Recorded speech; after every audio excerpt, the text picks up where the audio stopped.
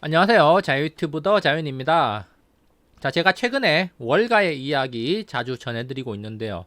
자, 월가에서는 요즘에 어떤 이야기가 나오고 있는가? 시장의 방향성을 탐색하는 데 있어서 중요하다고 생각이 됩니다. 자, 그렇기 때문에 충격적인 CPI가 발표되고 난 이후에 시장이 큰 폭으로 내렸는데요. 자, 그리고 지금 월가에서는 이번 6월 FOMC에서 0.75%의 금리 인상, 즉 자이언트 스텝이 나올 수도 있다, 이런 이야기가 나오고 있습니다. 자, 만약에 자이언트 스텝이 나온다면 시장이 어떻게 될까요? 여기에 대해서 한번 생각해 보면서 시장에 대응하는 거 중요할 것 같습니다. 자, 인플레이션 굉장히 충격적으로 나왔습니다. 패드에서는 자, 인플레이션이 정점을 찍었고 이제 서서히 하락할 것이다, 자, 이런 이야기가 있었는데, 자, 그렇지만 이런 예측과는 전혀 딴판인 결과가 나왔죠. 자, 그렇기 때문에 자, 이런 충격 속에서 자이언트 스텝에 대한 이야기가 나온 거라고 할 수가 있습니다. 자, 패드에서는 자이언트 스텝은 없다고 선을 그었는데요. 자, 그러면서 5월 달에 잠시 반등이 나오기도 했습니다. 자이언트 스텝에 대한 우려를 패드에서 불식시키면서 자, 반등이 나왔었는데요. 그렇지만 CPI 수치가 발표되고 나서 자이언트 스텝에 대한 우려가 다시 생겨나고 있고, 자, 그리고 월스트리트 저널에서는 6월 FOMC에서 0.75%의 인상을 고려하는 것 같다라고 직접적으로 언급을 했습니다. 자, 그래서 시장이 또 한번 크게 흔들렸다, 이렇게 또 볼 수가 있는데, 자, 월가에서 월스트리트 저널뿐만 아니라 곳곳에서 자이언트 스텝에 대한 이야기가 공공연하게 나오고 있다는 점을 우리가 좀 주목할 필요가 있습니다. 자, 그래서 보면은 제프리스에서도 비슷한 견해를 내비쳤고요. 그리고 바클레이즈에서도 0.75 의견을 내비쳤습니다. 자, 그리고 대표적으로 이제 JP 모건에서도 6월에 0.75% 인상, 자, 가능성이 있다, 이런 이야기를 했는데요. 특히 자, JP 모건의 제이미 다이먼 CEO가 어떤 이야기를 했습니까? 자, 제가 얼마 전에 소개를 해드렸었는데요. 자, 경제 토네이도가 오고 있다. 역대급 경제 위기가 찾아오고 있으니까 우리가 여기에 대비를 해야 된다, 이런 말을 했다는 점을 또 고려해 본다면은 자, 6월에 0.75% 인상으로 인한 시장 충격, 자, 이런 것들 우리가 완전히 무시할 수는 없어 보입니다. 자, 그래서 지금 월가에서는 자이언트 스텝에 대한 이야기가 곳곳에서 나오고 있다는 거고, 특히 블룸버그에서는 또 이런 이야기까지 했습니다. 강력한 인플레이션이 지속되면서 지금 시장에서 월가에서는 100bp, 즉 1.0%의 금리 인상 주장도 나오고 있다. 자, 이것은 굉장히 적은 극소수의 의견이겠죠. 자, 극단적인 경우에는 패드가 인플레이션을 잡기 위해서 1.0% 자이언트 스텝을 뛰어넘는 금리 인상을 진행하면서 시장에 큰 충격을 줄 수가 있다, 이렇게 이야기를 하고 있는 겁니다. 자, 이렇게 금리로 시장에 충격을 주게 되면은 어떤 효과가 있습니까? 물론 시장이 큰 폭으로 하락하면서 많은 사람들의 자산 가치가 많이 떨어지게 될 겁니다. 그렇지만 또 한편으로는 긍정적인 효과도 있기 때문에 이런 주장이 나올 수가 있는 거겠죠. 자, 그래서 우리가 궁극적으로 자, 0.75% 인상이 되면 시장이 어떻게 될까 한번 생각해 볼 필요가 있습니다. 그렇다면 어떻게 될까 먼저 생각하기 전에 자, 지금 강한 CPI의 근본적인 원인, 자, 5월 CPI에서 나타난 강한 인플레이션의 원인들을 한번 되짚어 본다면은 자, 5월 CPI, 자, 높은 에너지 가격이 문제였고 높은 식료품 가격이 문제였습니다. 자, 그리고 높은 서비스 가격도 문제였죠. 뭐 안 오른 게 없었습니다, 5월 달에는. 그렇죠? 자, 그렇기 때문에 굉장히 강하게 41년 만에 최고치를 기록했는데요. 자, 특히 서비스 가격에서는 항공권과 렌터카 등 여행 레저 수요와 관련되는 것들이 비용이 굉장히 많이 오른 걸로 파악이 됐고요. 자, 그리고 자, 한때 조금 꺾였던 자동차 가격, 특히 중고차 가격도 다시 올랐던 거고, 그리고 신차 가격도 올랐고, 그리고 또 의복, 자, 리오프닝에 따른 자, 수요 증가로 인해 가지고 의복 가격도 상승을 했다고 합니다. 자, 그리고 또 여전히 문제가 되고 있는 바로 높은 주거비도 물가 상승에 큰 기여를 했죠. 자, 높은 주거비라는 거는 집값이 굉장히 가파르게 상승하면서 자, 임대료가 올랐고 이에 따라서 부담이 증가하면서 물가 상승률을 계속해서 견인하고 있다. 자, 그런데 이런 주거비 같은 경우는 자, 집값이 오른 뒤에 매우 천천히 점진적으로 물가 상승에 또 반영이 된다는 점도 우리가 주목할 필요가 있습니다. 그렇기 때문에 지금과 같은 높은 인플레이션이 물론 지금 수준은 아니겠지만 그래도 과거에 비해서 높은 인플레이션 수준이 지속될 가능성이 있다는 것을 암시하는 대목이다. 이렇게 우리가 볼 수가 있겠고요. 자, 그리고 또 한 가지, 자, 공급망 붕괴에 따른 가격 상승 압력이 지속되고 있다는 점도 우리가 생각을 해 봐야 됩니다. 자, 그동안 중국의 경제 재개, 글로벌적인 리오프닝 현상에 따라서 공급망 병목 현상이 어느 정도 해소되고 있다, 이런 이야기들이 있었는데 여전히 아직도 원활히 돌아가지 못한다는 게 또 5월 CPI를 통해서 드러났습니다.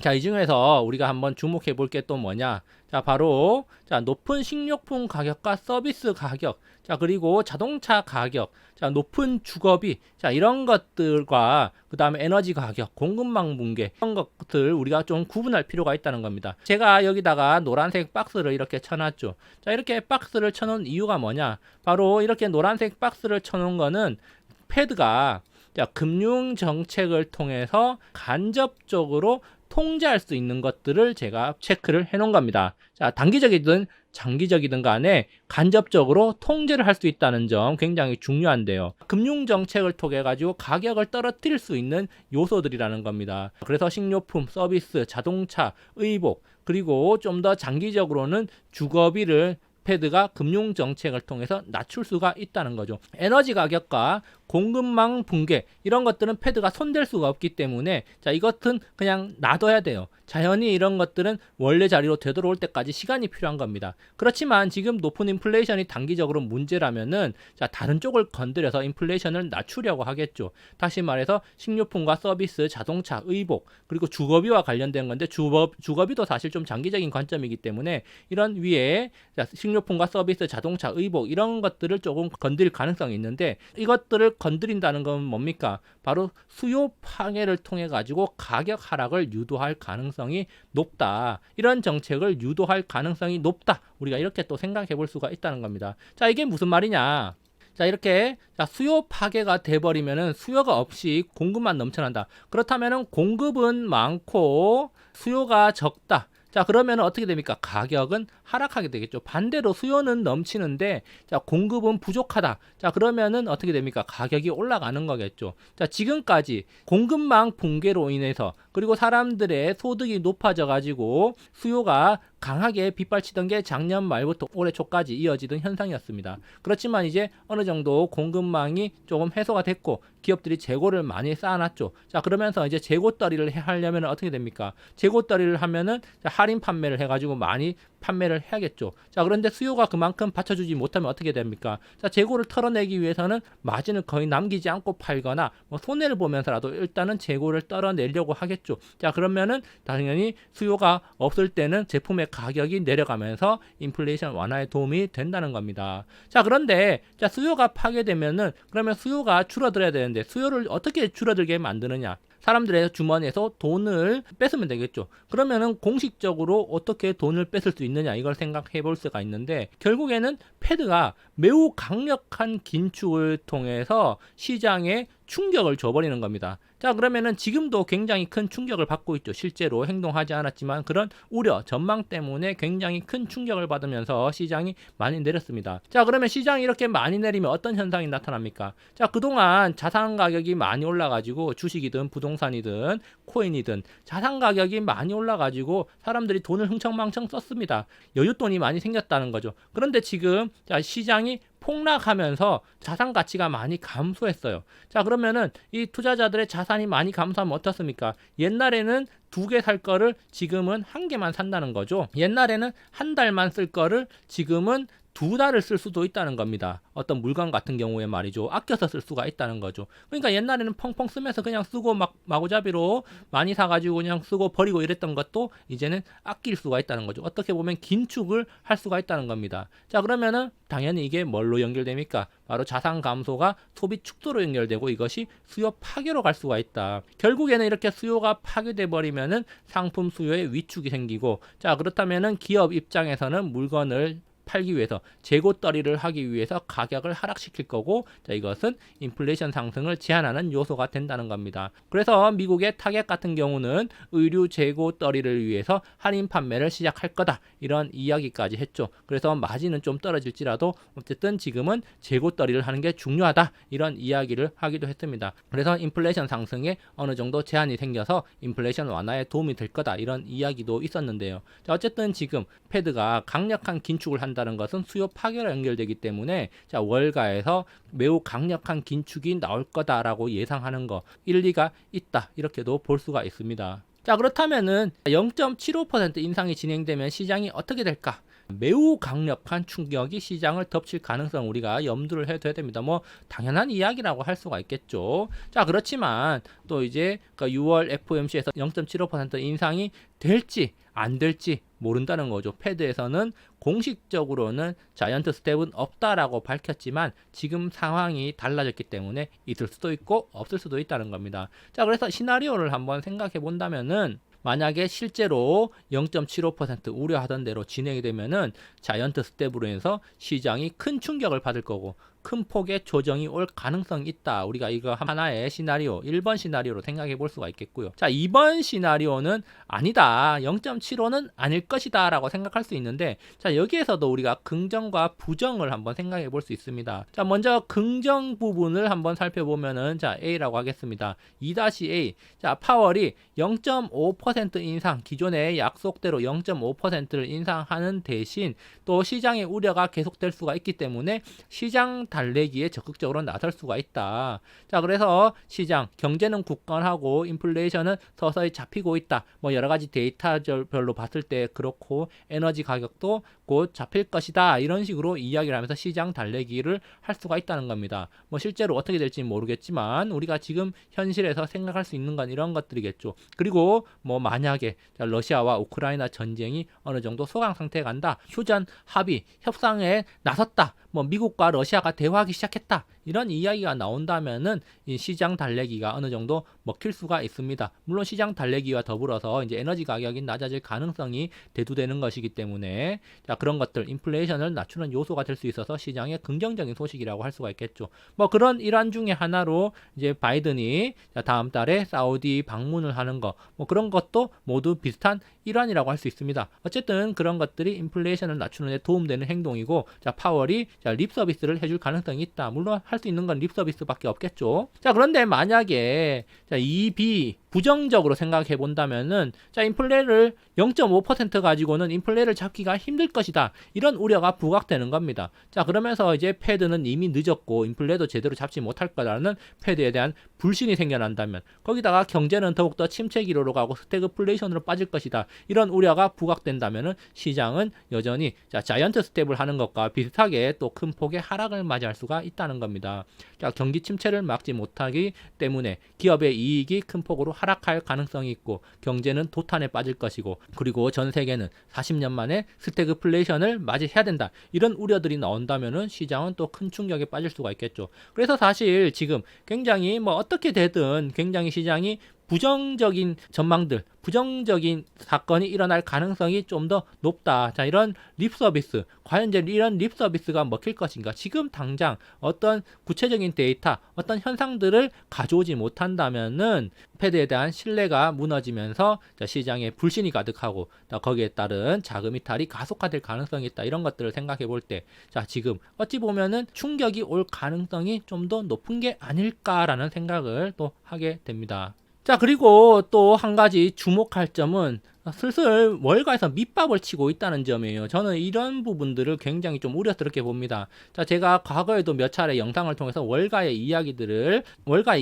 전해드렸는데, 자, 그런 월가의 우려들 속에서 부정적인 이야기들이 지금 많이 현실화되었다는 점 우리가 주목을 해야 됩니다. 자, 그리고 또 그러면은 최근에 어떤 이야기들이 나오고 있는가? 월가에서는 지금 주식시장이 싸지 않다는 이야기가 나오고 있다는 거예요. 지금 이렇게 많이 내렸는데도 아직 싸지 않다는 겁니다. 자, 블랙록 같은 경우는 저가 매수 안 한다. 지금 많이 내렸지만 싸다고 생각 안 한다라고 공식적으로 언급을 했고요. 자, 그리고 골드만삭스 같은 경우에는 이익 추정치가 내려가고 있다. 자, 2분기 실적 발표가 진행되면 이익 추정치가 더 떨어질 수도 있고, 자, 이익이 더 떨어진다면 지수 하단도 계속해서 내려갈 것이다. 그렇죠. 지수를 이제 퍼 밸류에이션 측면에서 바라본다면 이익이 떨어지면은 퍼 밸류에이션 밴더도 내려가겠죠. 그러면은 지수의 하단도 내려가고 주가가 더 크게 조정을 받을 가능성도 있다는 겁니다. 자, 그래서 최악의 경우에는 자, S&P 500 기준으로 3150까지도 생각을 해야 된다. 이런 이야기가 나오고 있다는 거예요. 자, 그러면 3150이 어디냐? 자, 이거는 주봉 차트입니다. S&P 500의 주봉 차트 한번 가져와 봤는데요. 자, 주봉 차트 3150은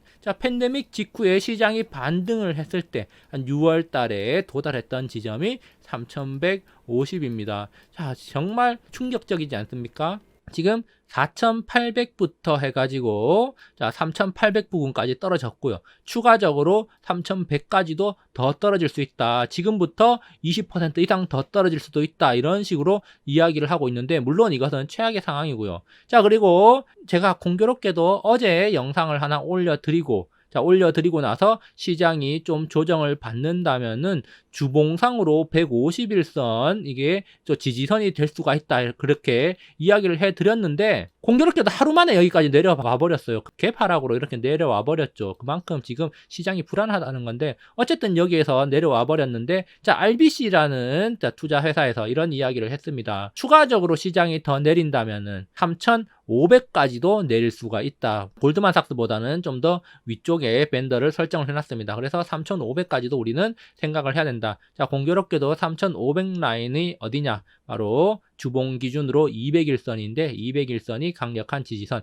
그러니까 지금 151선이 뚫린다면은 200일선까지 우리가 생각을 해야 된다. 즉 3,500까지 생각을 해야 된다. 이런 이야기인데 뭐 지금부터 따진다면은 마이너스 6% 정도는 또 하락 여력이 있다. 이렇게 또 전망을 하고 있는 겁니다. 어쨌든 지금 월가에서도 지금 현재보다 더 떨어질 가능성에 대한 이야기가 계속해서 나오고 있는데 자, 메이저 IB에서 이런 이야기들이 나오고 있다는 점을 우리가 주목을 해야 될 겁니다. 자, 그래서 결론적으로 말씀을 드리자면은 자, 올해는 계속해서 항상 조심해야 됐어요. 그렇죠? 뭐 여러 가지 메시지들을 볼 때 굉장히 부정적인 시장의 메시지들이 많았다는 겁니다. 자, 그렇지만 또 한편으로는 많이 내렸다고 해서 또 완전히 안전하지 않다는 사실을 또 생각해야 됩니다. 자, 지금 많이 내렸기 때문에 자, 지금 들어가면은 오를 거야라고 생각하고 많은 사람들이 계속해서 시장에 뛰어들었는데 계속해서 점점 밑으로 하락하고 있다는 거죠. 물론 지금이 바닥일 수도 있지만 또 월가에서는 아직 바닥이 아니라는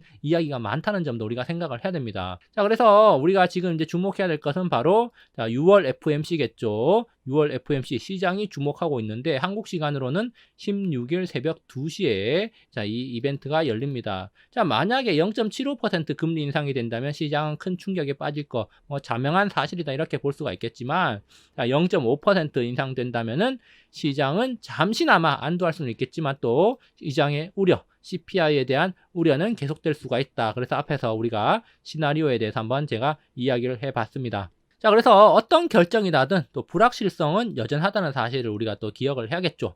자, 월가가 지금 어떤 이야기를 하고 있습니까? 하락의 명분을 쌓고 있다는 겁니다. 자, 하락의 명분을 쌓는다는 거, 하락을 시킬 명분이 있어야지 시장을 하락시키는데 그런 이야기들이 지금 나오고 있다는 점이고, 자, 그리고 인플레이션을 잡기 위해서 수요 파괴를 원하는 높으신 분들도 많습니다. 실제로 월가에서 자, 제가 과거에 수요 파괴, 개인들의 자산을 뺏어야 된다, 시장에 충격을 줘야 된다 이런 이야기를 하는 사람들 있었죠. 유명한 사람들 말이죠. 자, 그런 이야기 많이 전해드렸었고요. 자, 그렇기 때문에 지금은 과감한 베팅보다는 리스크 관리를 조금 하는 게 좋지 않을까 이런 생각을 해봅니다. 자, 과감한 베팅 해야 될 때는 해야 되지만 자, 이렇게 불안한 요소들이 많을 때는 리스크 관리에 좀 주력하는 게 좀 더 좋지 않을까 그런 생각 해봅니다. 자, 여기까지 영상 감상해 주셔서 감사하고요. 항상 즐거운 하루 보내시기 바랍니다. 감사합니다.